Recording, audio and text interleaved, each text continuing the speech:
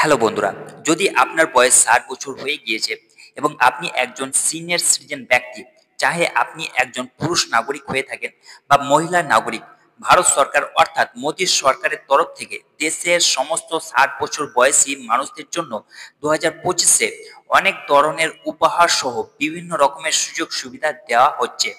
চাহে ভারতবর্ষের আপনি যে কোনো রাজ্য বা জেলাতে বসবাস করেন না কেন, এই সমস্ত নতুন সুবিধার লাভ প্রত্যেক সিনিয়র সিটিজেন ১০ মে ২০২৫ থেকে নিতে পারবেন। কিন্তু অধিকাংশ মানুষ এটাই জানেন না যে সিনিয়র সিটিজেন কারা। বিশেষ করে যারা গ্রামে বসবাস করেন তাদের এই ব্যাপারে জানা নেই। তো ওদেরকে আমি জানিয়ে দেই, পুরুষ যার বয়স ৬০ বছরের বেশি এবং মহিলা যার বয়স ৫৮ বছরের বেশি, এই সমস্ত মানুষ সিনিয়র সিটিজেন ক্যাটাগরি এর মধ্যে পড়ে থাকেন। এই সমস্ত আমার বয়স্ক বন্ধুদের মাননীয় প্রধানমন্ত্রী অনেক ধরনের সুবিধা এবং লাভ দেওয়ার ব্যবধান বাজেট ২০২৫-এ করেছেন। এছাড়াও সাধারণত অনেক পরিবারের মধ্যে এইরকম ব্যক্তি থেকে থাকেন যে কিন্তু সিনিয়র সিটিজেন ব্যক্তিদের ভালোভাবে দেখাশোনা করেন না, এবং অনেক বয়স্ক বন্ধু রয়েছেন যাদের আর্থিক অবস্থা একেবারে ভালো নেই। এই রকম সমস্ত সিনিয়র সিটিজেনদের জন্য সরকার একটি স্পেশাল আইন বানিয়েছেন, যার মধ্যে এই লাভ দেওয়ার কথা বলা হয়েছে। এর মধ্যে লাভ অনেক রয়েছে।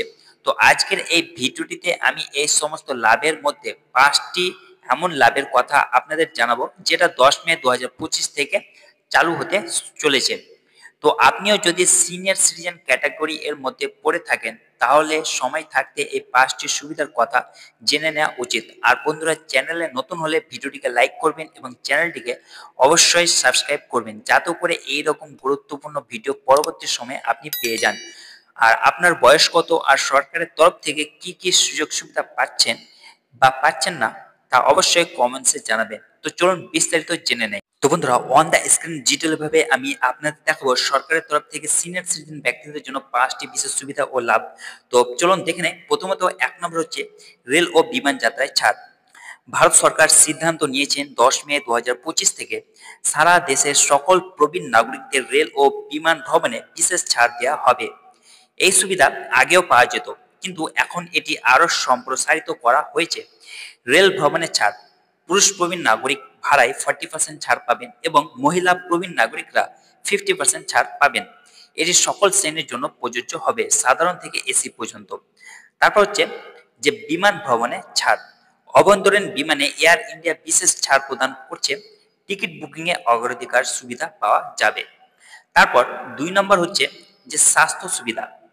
ভারতের সকল প্রবীণ নাগরিকদের জন্য চিকিৎসা বিনামূল্যে করা হয়, কিন্তু এখনো অনেক মানুষ এই সুবিধা সম্পর্কে অবগত নন। ৭০ বছর বয়সী প্রবীণ নাগরিকদের জন্য সরকার আয়ুষ্মান ভারত প্রকল্প চালু করেছেন। এই প্রকল্পের অধীনে সরকার ৫ লক্ষ টাকার গ্যারেন্টি কার্ড প্রদান করেন।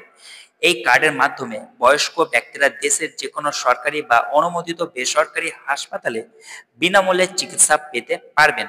আয়ুষ্মান কার্ড কেবল দরিদ্রের জন্য নয়, ৭০ বছর বেশি বয়সী সকল প্রবীণ নাগরিকরা বিনামূল্যে এটি তৈরি করতে পারবেন। তারপর বন্ধুরা হচ্ছে যে ব্যাংকিং সুবিধা। ব্যাংকিং পরিষেবায় প্রবীণ নাগরিকদেরও অনেক সুযোগ সুবিধা দেওয়া হয়। যদি কোনো প্রবীণ নাগরিক ব্যাংকে স্থায়ী আমানত অর্থাৎ এফডি করে থাকেন, তাহলে ২০২৫ সালের বাজেটে একটি নিয়ম কার্যকর করা হয়েছে, যেখানে ১ লক্ষ টাকা পর্যন্ত সুদের ওপর কোনো রকমের টিডিএস কাটা হবে না। অনেক প্রবীণ নাগরিক তাদের বাড়ি ভাড়া দিয়ে আয় করে থাকেন। তো যদি তারা অনলাইনে পেমেন্ট বা চেকের মাধ্যমে ভাড়ার পরিমাণ পান এবং সেই পরিমাণ ৬ লক্ষ টাকা বা তার কম হয়, তাহলে তার উপর কোনো টিডিএস কাটা হবে না। তো এটি একটি দুর্দান্ত সুযোগ সিনিয়র সিটিজেন ব্যক্তিদের জন্য। তারপর হচ্ছে যে সামাজিক নিরাপত্তা পেনশন। সরকার আর্থিকভাবে দুর্বল প্রবীণ নাগরিকদের মাসিক পেনশন প্রদান করে থাকেন। এই পরিমাণ প্রতিটি রাজ্যে পরিবর্তিত হয়। হরিয়ানায় প্রতি মাসে ৩,০০০ টাকা, দিল্লিতে প্রতি মাসে ২.৫ থেকে ৩,০০০ টাকা। এই সুবিধাটি বিশেষ করে দরিদ্র বয়স্ক ব্যক্তিদের জন্য চালু করা হয়েছে। তারপর বন্ধুরা হচ্ছে যে আইনি সুরক্ষা। আইনি সুরক্ষা কি, চলুন দেখে নেই। বয়স্ক নাগরিকদের জন্য আইনি সুরক্ষা প্রদানের জন্য প্রবীণ নাগরিক আইন ২০০৭-তে কার্যকর করা হয়েছে। পিতামাতা এবং প্রবীণদের যত্ন নিশ্চিত করার জন্য এই আইনটি তৈরি করা হয়েছে। প্রবীণদের তাদের সম্পত্তি এবং ভরণ পোষণের পূর্ণ অধিকার দেওয়া হয়েছে। সরকার কর্তৃক বিনামূল্যে আইনি সহায়তা প্রদান করা হয়, যেখানে প্রবীণ নাগরিকদের জন্য বিনামূল্যে আইনি পরামর্শ এবং সহায়তা দেওয়া হয়। তো বন্ধুরা, এই হচ্ছে সিনিয়র সিটিজেন ব্যক্তিদের জন্য ৫টি বিশেষ আইনি ব্যবস্থা এবং সুযোগ সুবিধা। আশা করি ভিডিওটি আপনাদের ভালো লেগেছে। যদি ভিডিওটি ভালো লেগে থাকে তাহলে অবশ্যই চ্যানেলটিকে সাবস্ক্রাইব করবেন, ভিডিওটিকে লাইক করবেন এবং ভিডিওটিকে যত পারবেন শেয়ার করবেন এবং কমেন্টসে আপনি জানাবেন পরবর্তী কোন টপিকে আপনাদের জন্য ভিডিও বানাবো। তো ভালো থাকুন, সুস্থ থাকুন। ধন্যবাদ।